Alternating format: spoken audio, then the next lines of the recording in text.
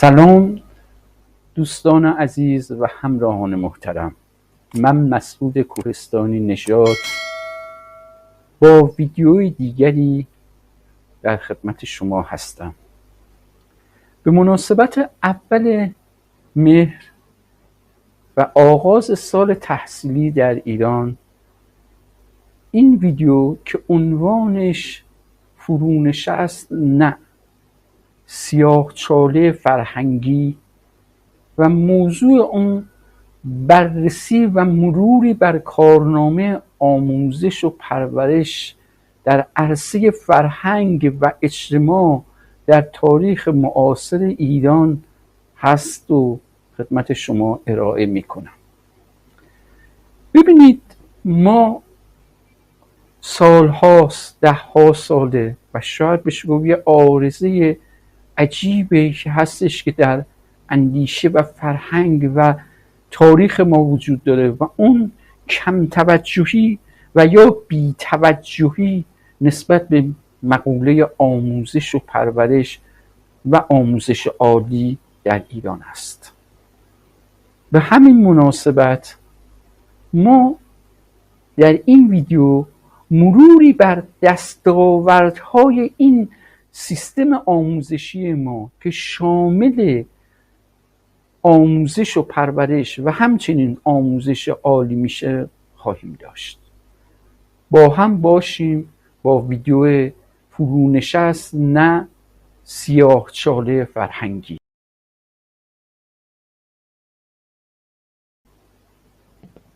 برای بررسی کارنامه آموزش نوین که شامل آموزش در دوره‌های ابتدایی و دبیرستان فعلی و نیز دوره دانشگاهی میشه، کارنامه آموزش پرورش در ایران معاصر، تاریخ معاصر ایران، باید به عقب برگردیم به اوایل دوره مظفرالدین شاه، یعنی زمانی که برای نخستین بار تأسیس و راه اندازی مدارس نوین در ایران رسمیت یافت.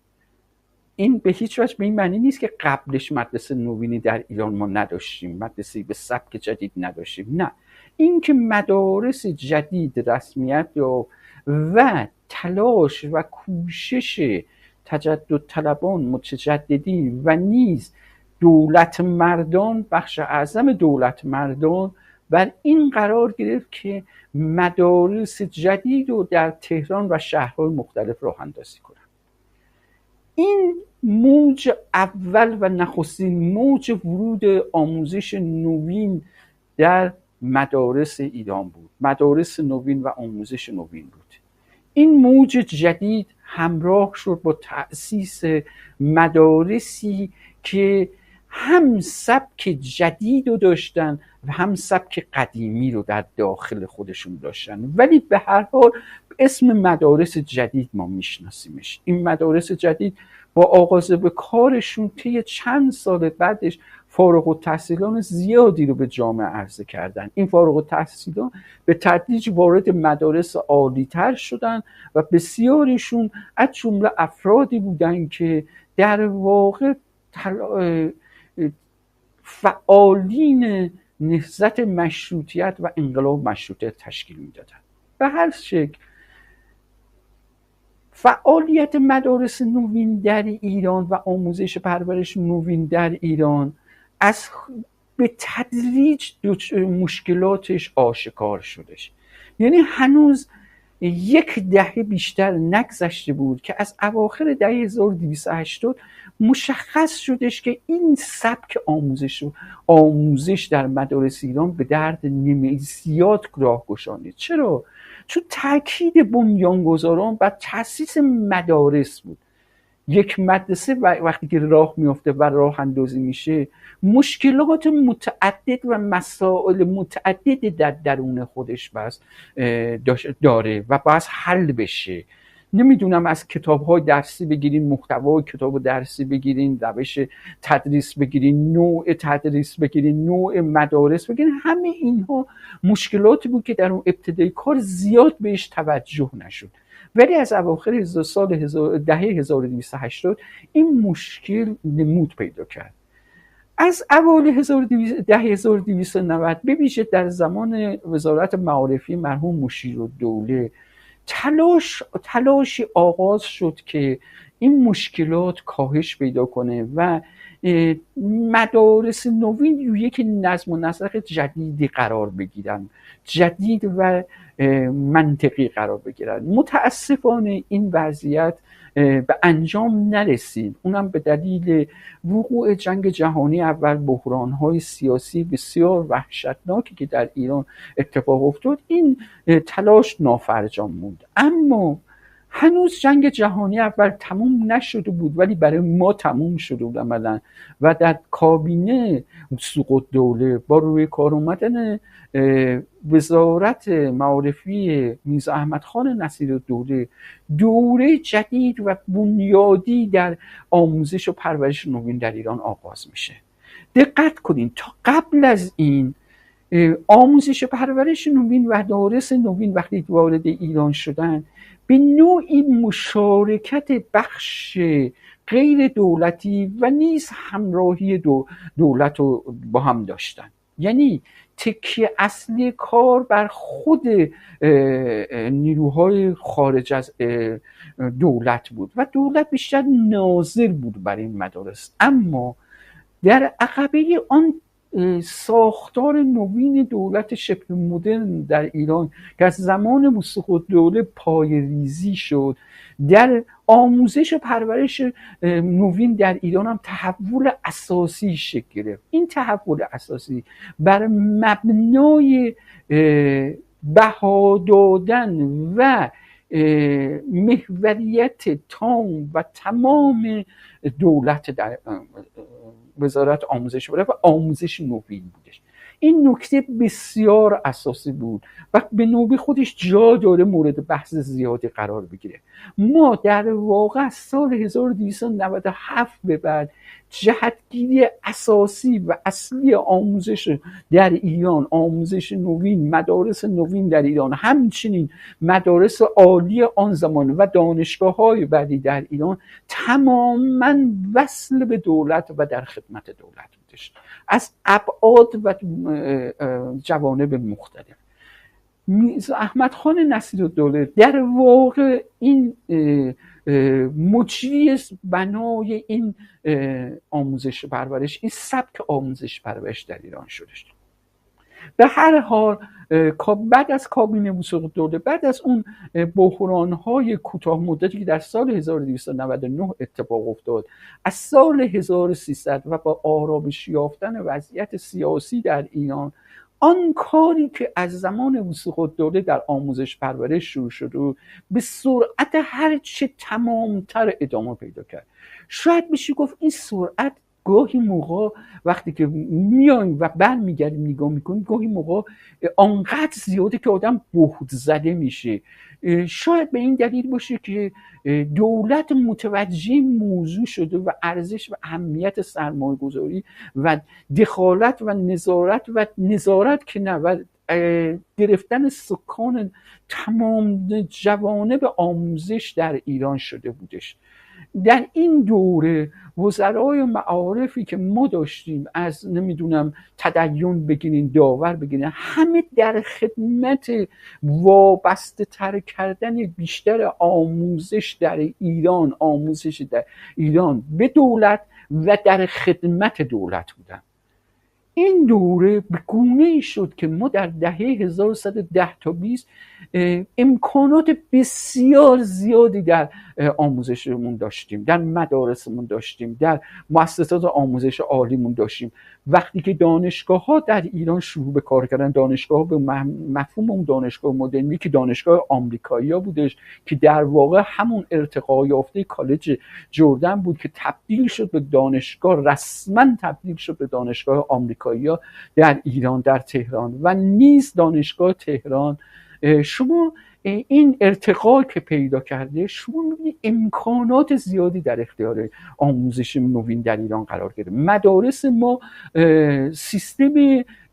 سیستم‌های مختلفی رو تجربه کرد، سیستم‌های مختلفی که در همون زمان در اروپا هم بودش. مثلا فرض کنید آموزش بصری برای اولین بار در اون زمانه میاد در ایران شروع میشه و به هر حال امکانات زیادی که در اختیار آموزش پرورش در ایران قرار گرفت، نسلی رو پرورش دادش که خب تمام جوانب امکانات آموزشی رو داشتن، چه دانش آموزانشون چه دانشجویانشون، همه امکانات رو داشتن تا اینکه شهریور 1320 پیش اومد و نسلی که در این مدت 2 دهه 1300 تا 1320 آموزش دیده بود، نتیجه خودشو به جامعه عرضه کردش.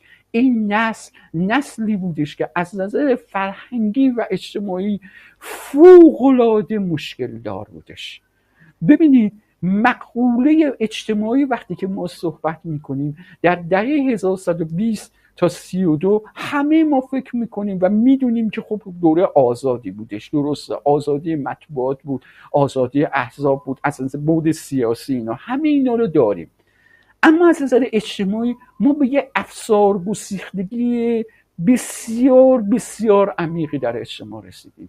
از نظر فرهنگی به یک نوع حالت عجیبی رسیده بودیم که یک نوع احساس این که بدون ارتباط، بدون این فرهنگی بود ارتباط زیادی با جامعه نداشت رسیدیم.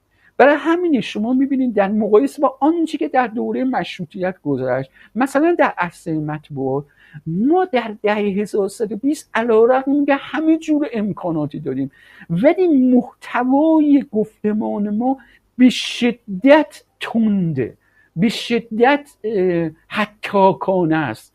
ببینید در دوره 1130 تا 1132 که ما دوره بهار آزادی مطبوعات در دوره نخست وزیر مرحوم مصدق بودش، شما میبینید مطبوعات مطبوعات به نحو عجیب و غریبی رشد میکنه. هرچی هم این دوره به پایان این دوره نزدیک میشه، این مطبوعات بیشتر و بیشتر و بیشتر میشه. در دوره مشروطیت همچین چیزی شما ندارید، اینقدر حتاک نیستن. این نشانه چیه؟ نشانه افسار گسیختگی شدید اجتماعیه. اینا کیا بودن؟ نسلی که اینجا داشتن.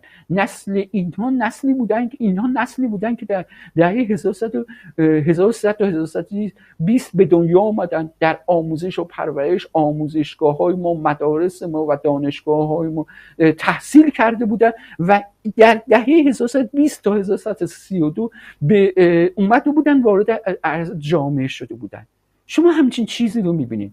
ما در دو دهه که همه امکانات رو داشتیم، همه برنامه‌های آموزشی رو داشتیم، تمام اون چیزی که شما فکر کنید مطابق سعی میشد مطابق سیستم روز اروپا و آمریکا ارائه بشه تا حد مقدور همه رو داشتیم. آرامش سیاسی، امنیت هم که در کشور بودش. و چرا نسل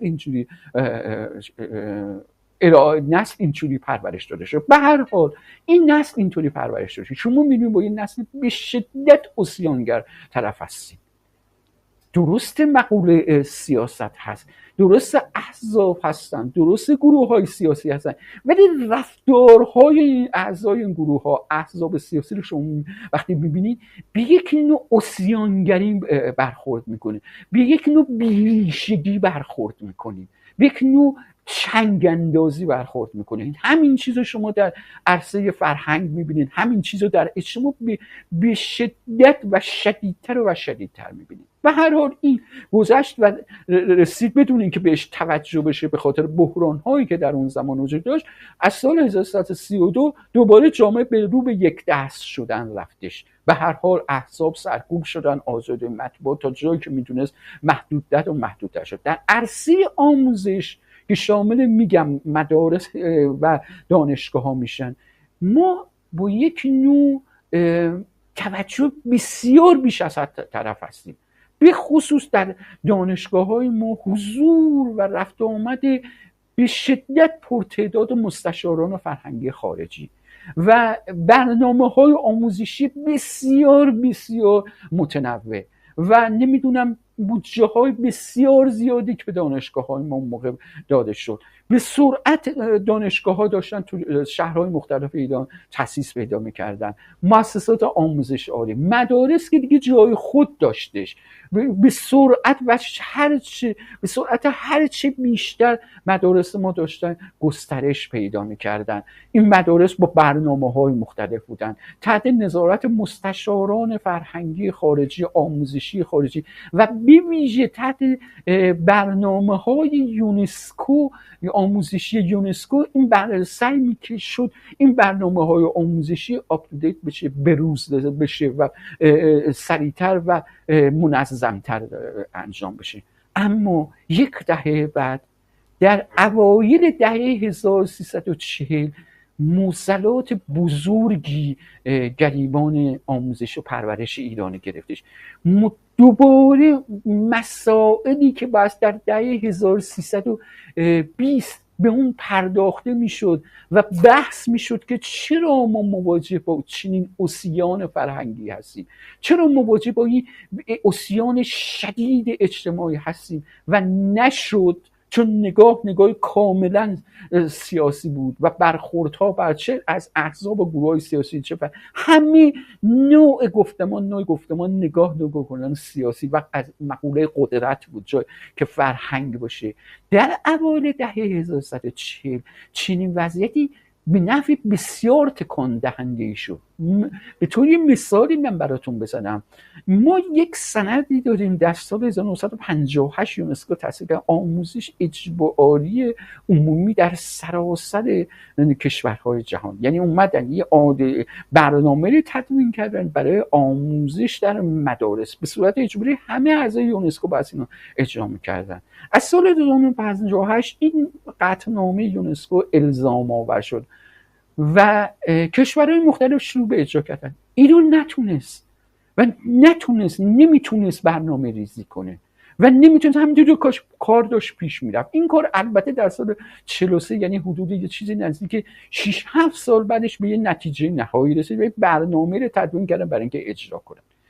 از یه طرف دیگه وضعیت فارغ التحصیلان و چیزهایی که وارد جامعه میشد اوضاع رو به گونه کرد که صاحب نظران زیادی اومدن انتقادات وحشتناکی مطرح کردن. این انتقادات ابعاد مختلفی داشتش. اومدن این سوال مطرح شد: ما الان یک چیزی نزدیک به 60 تا 70 سال آموزش نوین وارد ایران شده، مدارس نوین وارد ایران شده، دانشگاه ها، مؤسسات عالی وارد ایران. این چه دستاوردی برای ایران داشته؟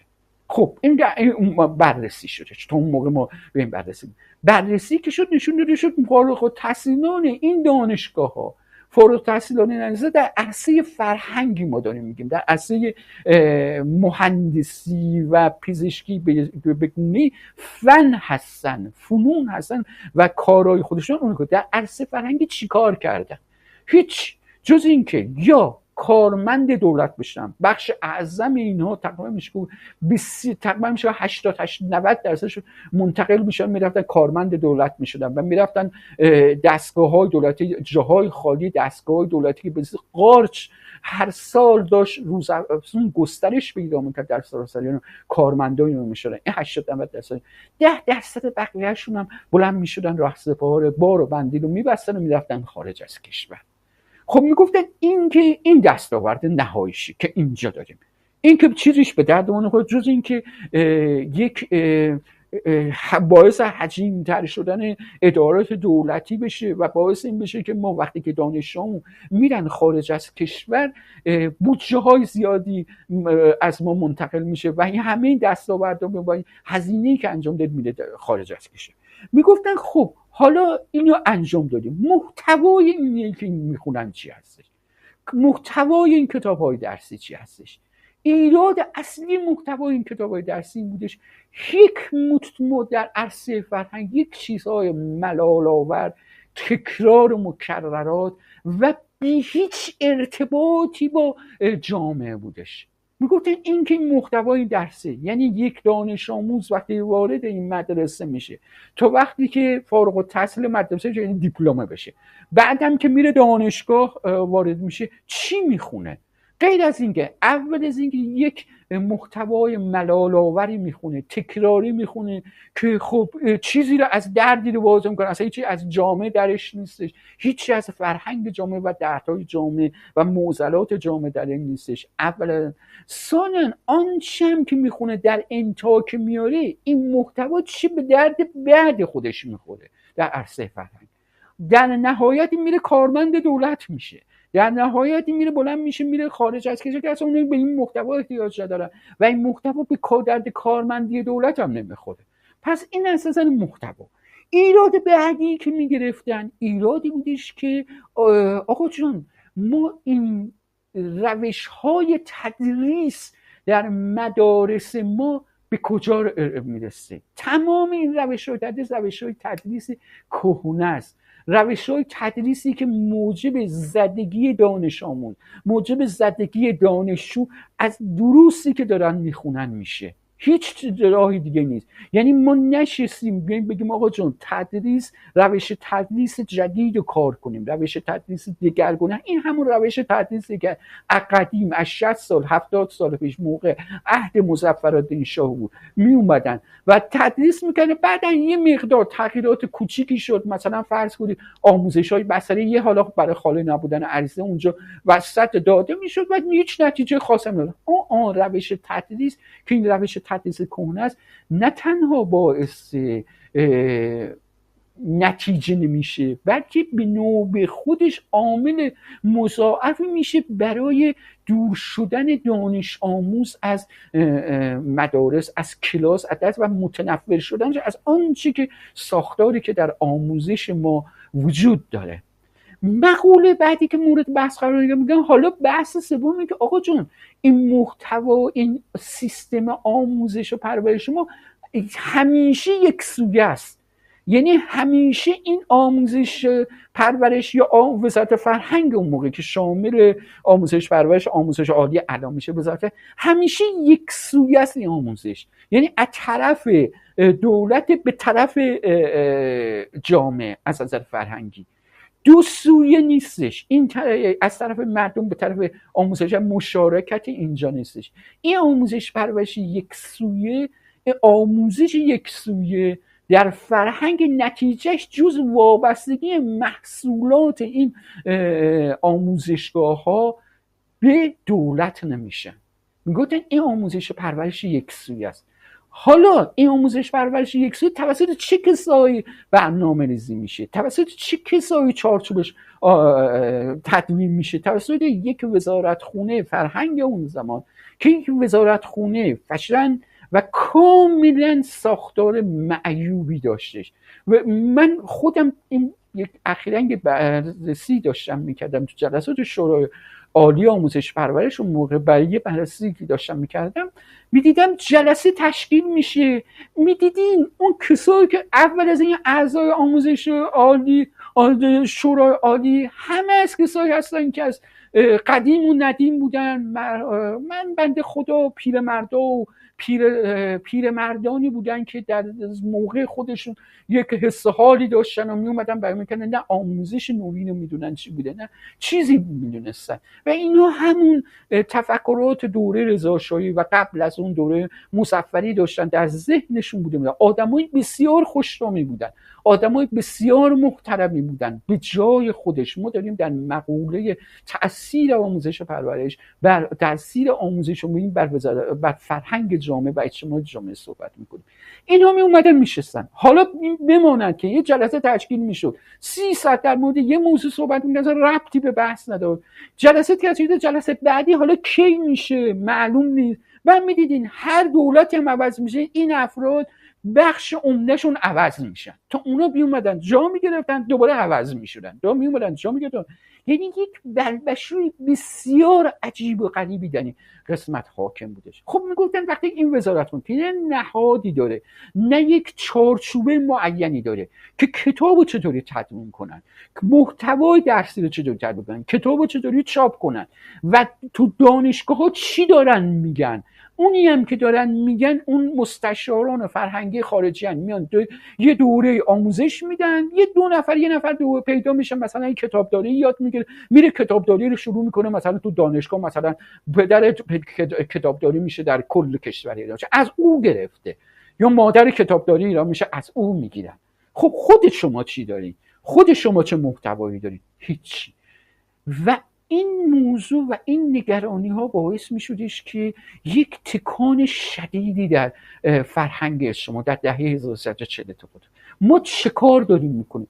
با سوال میشد تمام اینا بسیار باعث میشد یک گسستگی بسیار عمیق بین آموزش رسمی و اجتماع و جامعه ما و فرهنگ ما ایجاد شد. یک گسستی که اینها در مقابل همدیگه قرار گرفتن. یعنی ما در وزارت فرهنگمون، در محتوای کتاب‌های درسیمون، در محتوای در کلاس‌های درسیمون، از اون ابتدا تون انتهای دانشگاه باشه، در مقوله در بخش‌های فرهنگیمون یه چی داشتیم میگفتیم، یه چیزی داشتیم بیان میشد. در جامعه خودمون فرهنگ ما و یه چیز دیگه بودش.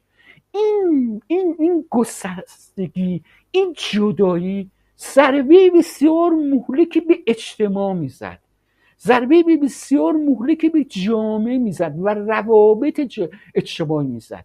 شما تصور کنید در آن دوره، یعنی در دهه 40، تعداد دانش آموزان روزافزون، تعداد هر سال به نفع عجیب غریبی زیاد میشد. دولت هم و غم خودشو گذاشته بود در هر دهی یک مدرسه باز کنه، سپاه دانشی درست کنه که هر دهی که نمیتونه مدرسه باشه سپاه دانش بره اونجا کلاس داشته باشه، مردم باسواد بشن، باسواد شدن برن درس بخونن، برن تدریس کنن، همه این کارا رو بکنن، همه این چیزا رو بکنن. سرعت عجیب غریبی بود. برای همین شما میبینید به سرعت تعداد دانش آموزا، دانشجویان ما هی داشت افزایش پیدا میکرد، تعداد مدارس، تعداد دانشگاه، مؤسسات رو داشت افزایش پیدا میکرد. شما این حجم وارد میشه و این حجمی که اصلا اعتنایی به جامعه نداره، آموخته‌هاش و دیدگاه‌هاش و یافته‌هاش آن این فرهنگی نیست که در جامعه، آن فرهنگی، آن ارتباطی نه تنها با اجتماع نداره بلکه به نوعی داره روابط اجتماعی ما رو تحت تاثیر قرار میده.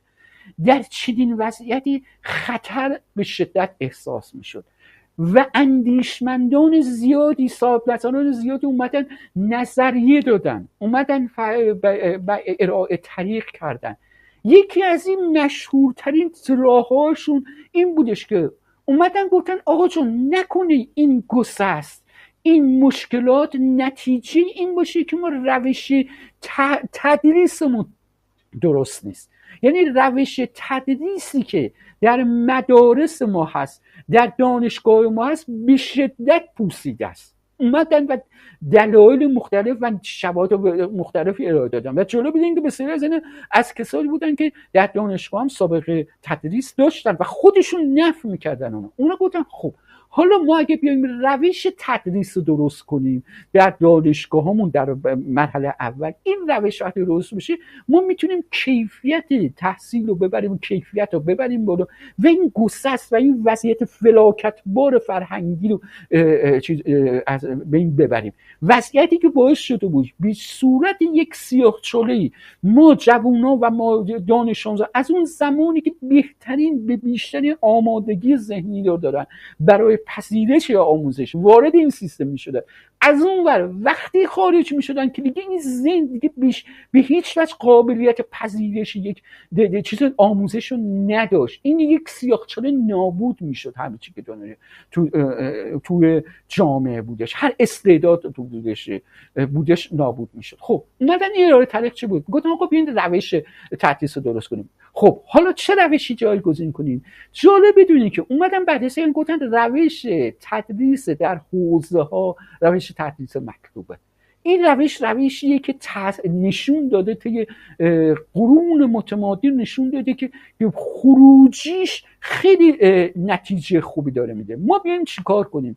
ما بیایم در دانشگاه ها از روش تدریس حوزه ها استفاده کنیم و برای اولین بار بگونه این هماهنگی بین حوزه و دانشگاه در روش تدریس رو مطرح شد، به عنوان یک تز جایگزین مطرح شد.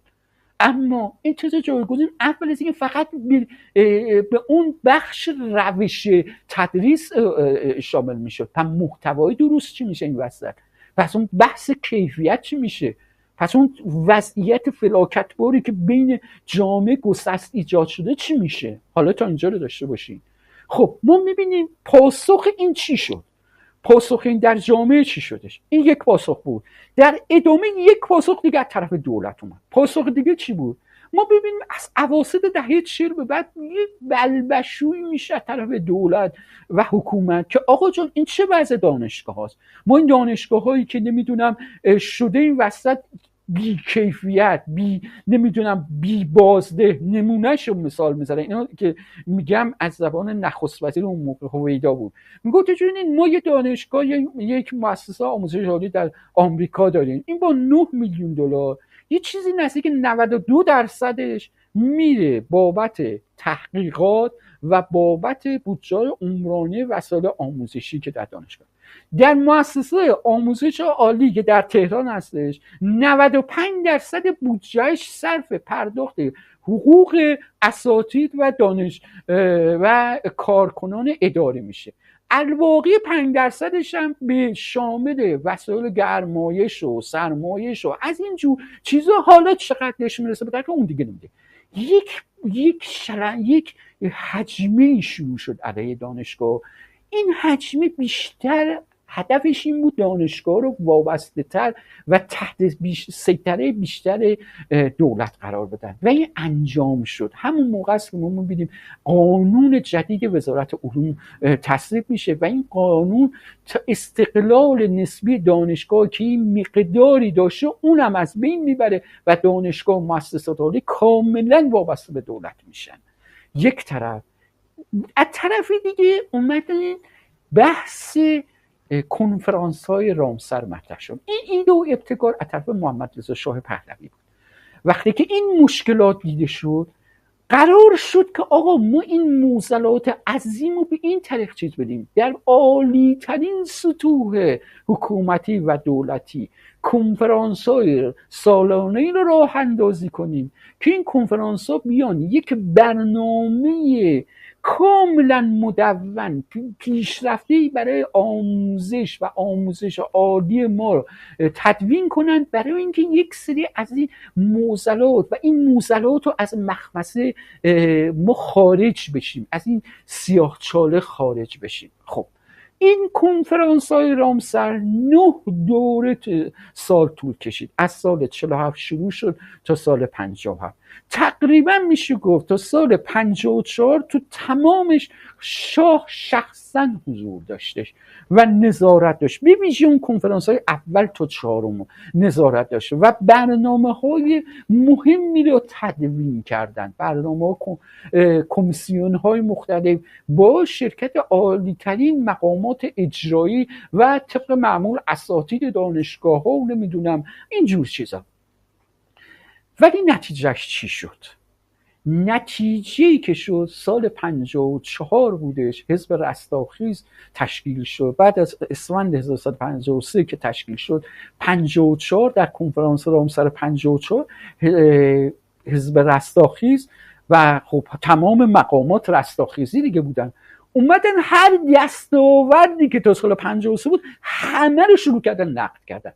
نقادی که کردن مشخص شد اصلا دستاوردی نداشت. چرا دستاوردی نداشت؟ برای اینکه همزمان با این تشکیل کنفرانس های رامسر، یعنی از سال 46 به بعد، دولت در ایران به شدت متورم و فربه شد از یک طرف. از طرف دیگه بودجه های نفتی سرازیر شد به کام دولت به شکل وحشتناکی بودجه افزایش پیدا کرد. بخشش رسید به همین مؤسسات عالی آموزش عالی که همون سبک و سیاق هنوز داشتن. این تورم دولت نیاز به کارمند داشتش. در نتیجه اون دانشگاه، اون مؤسسات عالی، اون مدارس عالی و بخش فرهنگی علیرغم وجود این برنامه‌ها که به هیچ کدوم به مرحله اجرا عملا نرسیدن و اونایی هم که رسیدن دون دستاندازهایی داشتن، علیرغم تمام این چیزها شما میبینید کارمندها تهیه و اون تأمین کارمندها و تأمین نیروی این دولت فربه برای دولت بسیار مهمتر بودش تا اون برنامه آموزشی و اصلاح برنامه آموزشی. در نتیجه با توجه به انتقادات شدیدی که شما از سال 54 و 55 در همون کنفرانس های رامسر از برنامه‌های سالهای قبل و کنفرانس رامسر مصوباتش و نحوه اجرای مصوبات شما می‌بینید، شما می‌بینید عملاً دوباره همون وضعیت ایجاد شد. ما یه اسنادی داشتیم در سال 1955 اسناد آموزشی داشتیم که با یه تغییرات مثلا جهتگیری‌های کلیش تا سال 1970 هم همونه عملا اجرا شد و عمدتاش تامین نیرو برای دستگاه‌های دولتی بودش. یعنی در واقع ما بازم برای همون پاشنه چرخید که ما در اوایل دهه 40 داشتیم، همون گسستا بود و همون چاله سیاهی بودش که سیاه چاله‌ای بودش که در فرهنگ ما وجود داشتش. سیاه چاله‌ای که تمام استعدادها، تمام آن امکاناتی که ما فرهنگی رو میتونستیم داشته باشیم به خودش جذب میکرد یا نابودش میکرد یا میفرستادش اون برای دنیا یا در خدمت دولت قرارش میداد. این کارنامه آموزش نوین، آموزش رسمی در ایران بودش.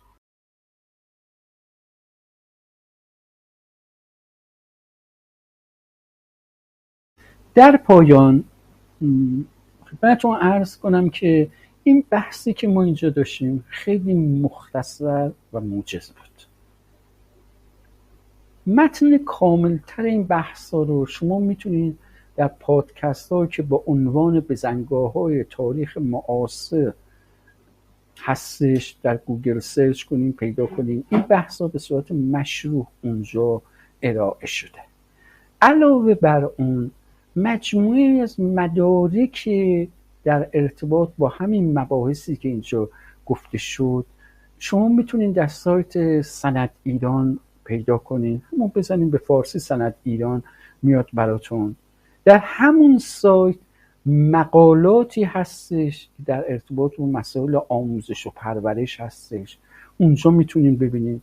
و همچنین خود بنده مقالاتی دارم، متن سخنرانی‌های قبل جاهای مختلف بوده در همین رابطه هستش که تو اینترنت هست، فضای مجازی هستش، میتونید به اون مراجعه کنید. در مجموع تلاش میشه که بتونیم یک تصویر کلی از معضلی رو داشته باشیم که بسیار بسیار وحشتناکتر از فرونشست زمین در ایرانه و تأثیری هم که گذاشته به شدت و به شدیدترین شکلی بر جامعه ایران مؤثر بوده و مانع اساسی توسعه فرهنگی، علمی و اجتماعی ایران بود.